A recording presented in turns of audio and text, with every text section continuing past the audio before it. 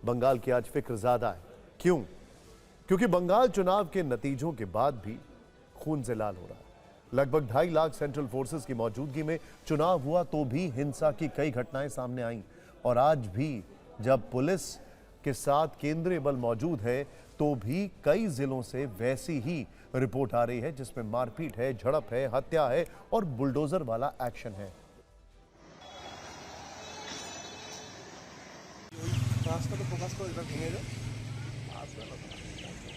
सरकार भले ही बदलने वाली है, लेकिन बंगाल का चुनावी रक्त नहीं बदला है।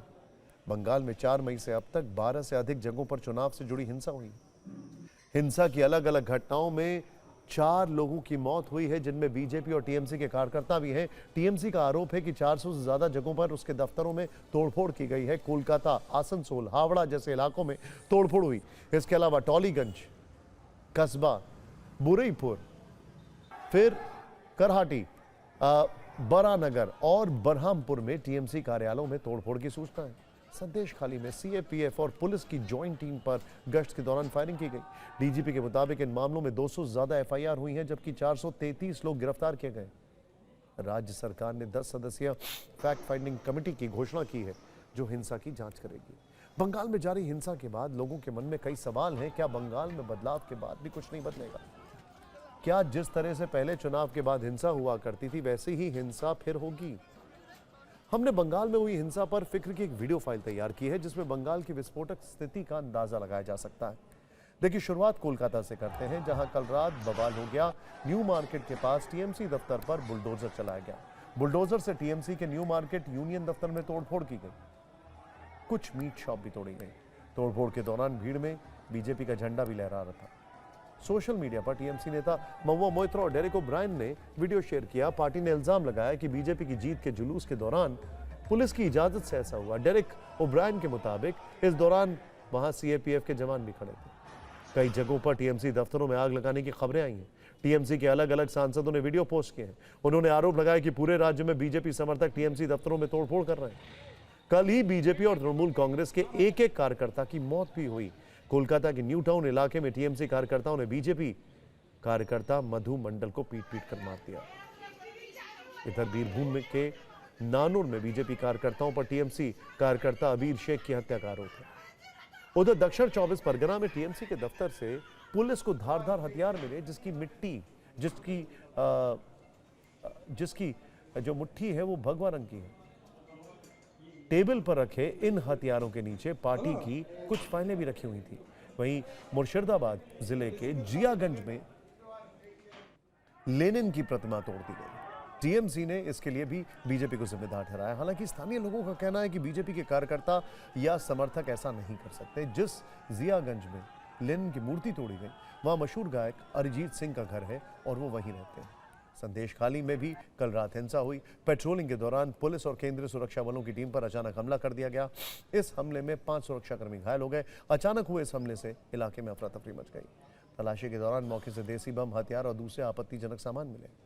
बंगाल पुलिस का कहना है कि हिंसा करने वालों को नहीं बख्शा जाएगा और बिना इजाजत के विजय जुलूस नहीं निकालने दिया जाएगा। कल कुछ घरों पे अटैक हुआ था, उसकी जांच करने के लिए यहाँ पे पुलिस आई। पुलिस का सीएपीएफ थी, उनके ऊपर अटैक किया गया। एक जो उसी नजात था, उनके पैर में गोली लगी है। कई लोगों को हम लोगों ने यहाँ पे डिटेन करके पूछताछ की। उसमें हम लोगों को कुछ लोगों के नाम मिले हमको, उनके खिलाफ हम लोगों ने रेड किया। 4 जो इसमें इन्वॉल्व है उन लोगों को अरेस्ट किया है। हम लोगों ने मोर देन 200 एफआईआर लॉन्च करी हैं। उसमें स्पेसिफिक केस में 433 पर्सन्स अरेस्ट करे गए हैं और more than 1100 persons preventive section में अरेस्ट करे गए हैं, जिसका ये फल है कि आज सुबह से हम लोग कोई भी अप्रियकर घटना नहीं हुई। हमारे टोटल 65 कंपनी আছে সিএপিএফ আজকে টোটাল 240 কিউআরটি চলছে পুরো কলকাতা জুরিডিকশনে। 40টা মোটরসাইকেল মোবাইল চলছে। প্রসেশন এবং র্যালি যেটা অর্ডার হয়েছিল এবং যেটা এমনি সিস্টেম আছে ভিক্টরি প্রসেশন, ওটা পুলিশ পারমিশন নিয়ে করতে আমরা বলেছি। এরকম কোনো পারমিশন না নিয়ে র্যালি হচ্ছে, ওটা আমরা কিন্তু আটকাচ্ছি। কোনো রকম জেসিবি বা এরকম জিনিস নিয়ে কোনো রকম র্যালি হবে না, তা পরিষ্কার বলে দেওয়া হয়েছে। हिंसा की बढ़ती घटनाओं को देखते हुए बीजेपी की तरफ से पहल की गई है। बंगाल बीजेपी के अध्यक्ष समिक भट्टाचार्य कुछ नेताओं के साथ मुख्य सचिव से मिले। कुछ देर उनकी मीटिंग हुई। उन्होंने अपराधियों पर सख्ती करने की मांग की। समिक भट्टाचार्य ने कहा कि दोषियों को किसी कीमत पर नहीं छोड़ा जाएगा। बीजेपी का कहना है कि टीएमसी के कुछ लोगों ने रातों रात बीजेपी का झंडा उठा लिया और वो तोड़फोड़ कर रहे हैं। केंद्रीय मंत्री सुकांत मजूमदार का कहना है कि हिंसा बीजेपी की संस्कृति नहीं। वहीं कांग्रेस ने आरोप लगाया कि लोगों को डराने की कोशिश हो रही है। बॉय आउट थोड़ा सा इनका नारा देके आया था, कम से कम 300 से 400 पार्टी ऑफिसेस तोड़े गए।